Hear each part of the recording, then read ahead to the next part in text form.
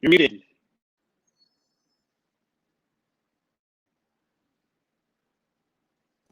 All right, here we go. Let's try this again. We're having Okay. difficulties. All right, both your end and my end. Anyhow, I am here today with Brandon Benzon from Unbreakable Financial Solutions. And welcome, Brandon. Thanks for having me. Yeah, thanks. So hopefully we'll have a little better luck this time around with our technology. Yes. But Brendan, yeah, today we're going to talk about, helping buyers plan for buying their first home. I know that a lot of buyers are a little uncertain as to whether or not they're going to be able to get into this housing market. And I know having a young son who's, also thinking about buying a house down the road, questioning how he'll be able to do that with house prices the way they are. So love to hear your input on how buyers can start saving, what they can start planning to do. But firstly, let's start off with getting a little background information on you and who you are and that. Awesome. So thank you for having me, Jenny. And just to introduce myself, so my name is Benzon of Unbreakable Financial Solutions. I've been in the business for about 8 years or so. Started off very young for myself, not necessarily knowing what I wanted to do, but what really motivated me to get into this field was just seeing so much of my friends and family not giving proper financial literacy, right? It's so crazy that like being in this industry for so long that, we come with an instruction manual when it comes to buying an IKEA bed, but there's never an instruction manual when it comes to our paychecks.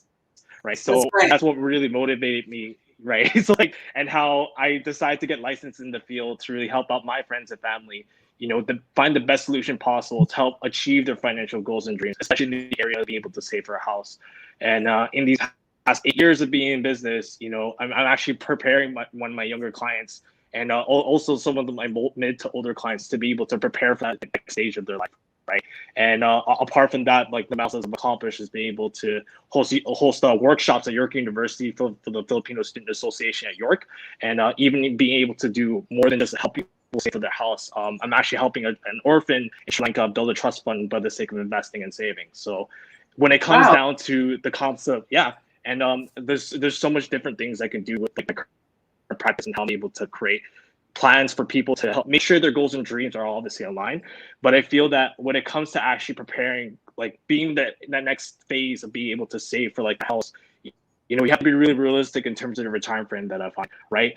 What is it really going to cost? Like, obviously, yes, consider the house that obviously you want, whether it be out like in your area being in Durham, or if you really want to live more into the city, like consider the amount that's obviously like listed for, and consider what obviously you need in regards to down, right? I know for a fact that having a $700,000 home on average, you need at least 30 to 40K at least down, right?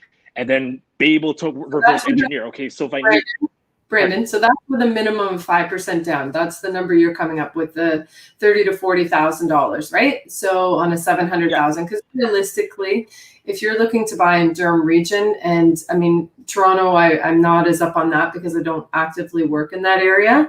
I have bought gold with clients in that area, but it's not my sort of wheelhouse. So Durham region, yes, you're probably looking 600 and up, unless you're looking at a condo, which, you might get something a little bit more in the 400, 500 range, right?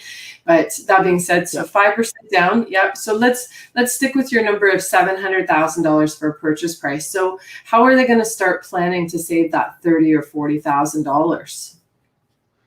So the $30,000 to $40,000, right? Like it really look towards like who that person is, right? Or for that personal client, whether the fact that they really looking towards that, if they're really gunning towards 1 year, then they have to consider the fact that like maybe they could sacrifice just a little bit and consider putting away an additional like 500,000 or be able to invest for this next like 3 years or so, like putting in towards something in regards to their TFSA.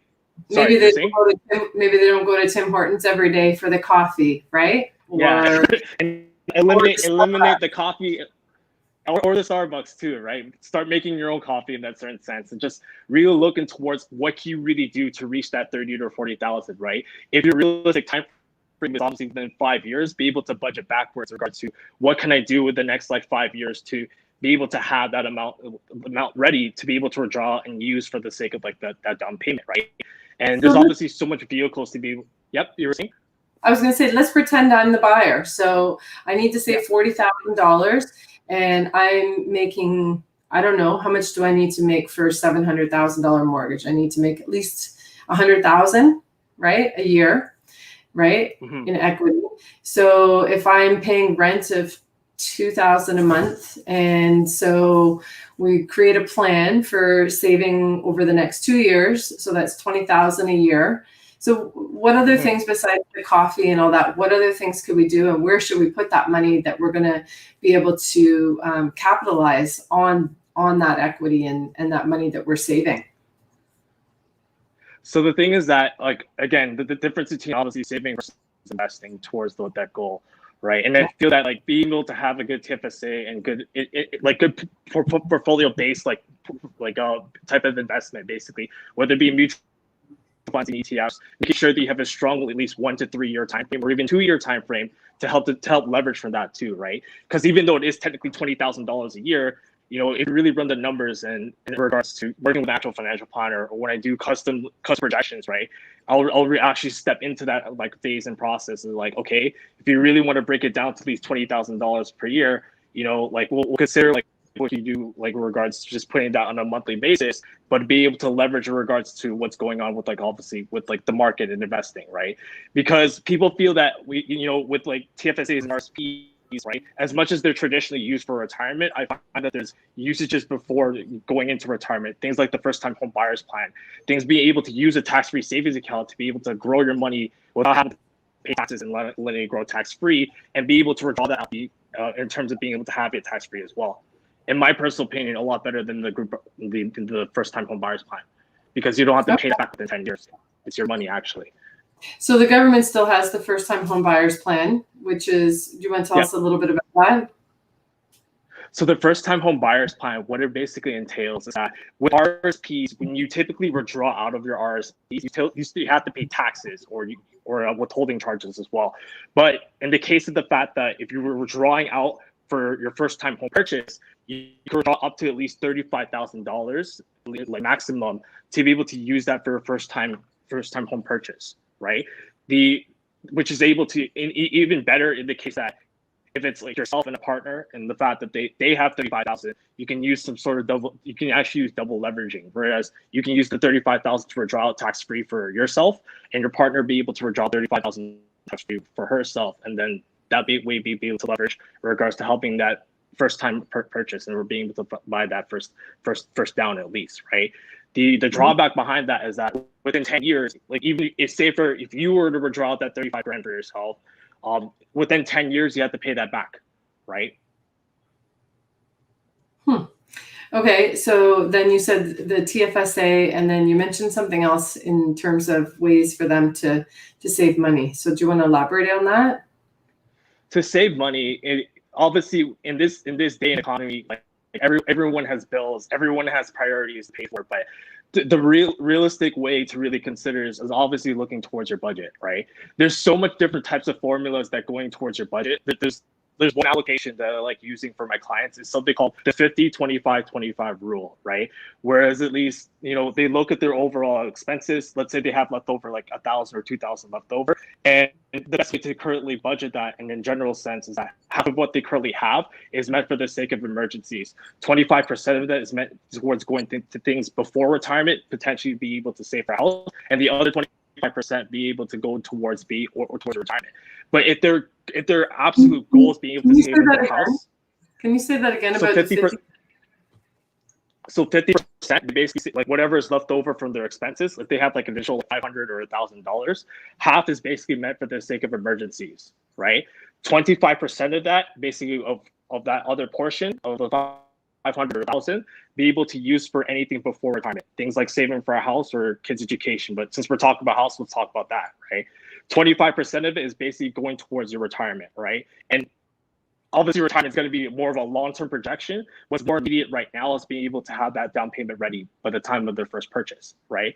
So when it comes to that, you know, be able to have emergency savings and the extra 25%, obviously you could be able to have the extra savings for the emergency savings for the sake of your daily living and so forth, but really looking towards like what you have on cash on hand or in your savings, right? Could you use like if you have an extra like 1,000, 5,000, just literally just saving there for the sake of emergencies, and if say like for 1 month your budget's all good, consider being able to use that and leverage that towards your overall pool for that extra 25% that's geared towards saving for the house as well, right? And obviously, based on the fact that saving and investing, it really takes a lot of discipline, to be honest.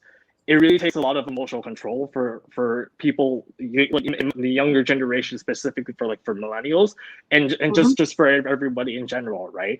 And I feel that with enough discipline and be able to have resources to really go from point A to point B, and making sure that you actually have a legitimate investment portfolio that's good within the 1 to at least 5 years to help you be able to leverage on that, then it really comes down to the point where yes, you can have that 30 or 40,000 to use for regards to your first down payment, but then consider the fact that you don't necessarily need to go like an extra step to be able to use more debt to be able to buy into your home as well, rather than use your own personal wealth and prepare for that, from what I see. And I think too, to summarize sort of what you've said, I think that, you have to make sacrifices and you have to make choices. That's what I'm hearing from you in terms of, if some people are living paycheck to paycheck and, maybe they have to look at, making some changes in where they're spending, right? And that's where the budgeting comes in, and getting really strong and really, having the discipline to make the choice that, I'm not going to buy this Starbucks coffee every day for 5 days a week on my way to work, especially now that we're starting to reopen things and people are going to start heading back into this. And, we're going to fall back into some of our old ways. I mean, yes, for the last year and a half, people have had a great opportunity to save money because we haven't been out shopping and we haven't been out, into all the different places that are available to us when we're on our way to work. So, or maybe they're shopping around looking for different insurance plans for their cars, or maybe if they're living in the city, they choose to, well, this is probably not a good example because a lot of people don't have a vehicle, they'll choose the public transit, but I think where I'm going with that, right? That, choices. I mean, I've said that to my son. I've said, you know what, then maybe you park the car and you save yourself $300 a month, right? Instead of insurance. Then, you find other means to get around, or, instead of paying the monthly parking for the place where you live, then maybe you go and park it on the street for the summertime and save yourself $300 for a couple of months, right? So I think that's what you're leaning towards, right? Is choosing where you're going to be spending your money. Really look inward in regards to where spending habits go. And I think that, that 2-week time check-in within yourself, not once a month, but be able to do it twice a month to really analyze, okay, what did I did from Monday to Friday? Did I, now that the fact that things are opening up, indoor dining and patio, right? Most people have the human inhibition, just like, finally, I get to be outside of my house. But then it comes to the fact that, like, are you going to still maintain the habits that you are when you're working from home and everything's locked down, or you're going to slip back into, like, old procrastination, right? And then I find that, and truly, in the way that I see it, is that procrastination is the killer of all dreams. So the fact of the matter is that if you really value that house and your stretch is between the 1 to 3 years, it's time to go to work.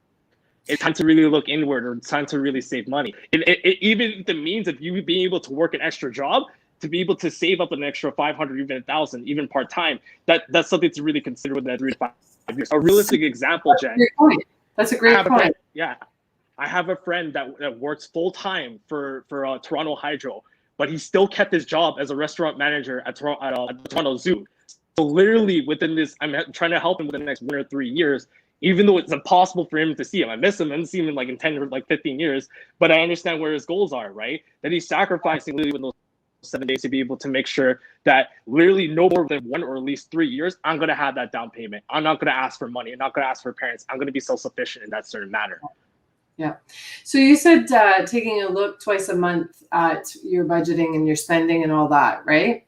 So is there certain time frames that you would say are sort of a good thing to implement, like the first of the month, the middle of the month, or would you say the middle of the month, the end of the month, or what do you normally suggest to your clients? I say for the clients that I basically deal with, like, it really depends on what their pay periods are. Like, typically salary that you usually see is between the 50th to 30th. Like even for myself, for me, it's a bit different because I usually see commissions obviously weekly, so I do it like every week. But for those people that usually get paid twice, really looking towards, like just days before like the 15th or even like night before, looking towards like, okay, if I'm gonna receive $2,000 on the 15th and the same $2,000 on the 30th, allocate where you want to do and play those formulas. Like where do I need to put it towards my emergencies? Where do I need to put towards the house fund? What do I need to do in regards to saving for retirement? Because really and truthfully, Jen, by the words of the wisest like financial professional by the name of Dave Ramsey, budgeting means that everyone does his job.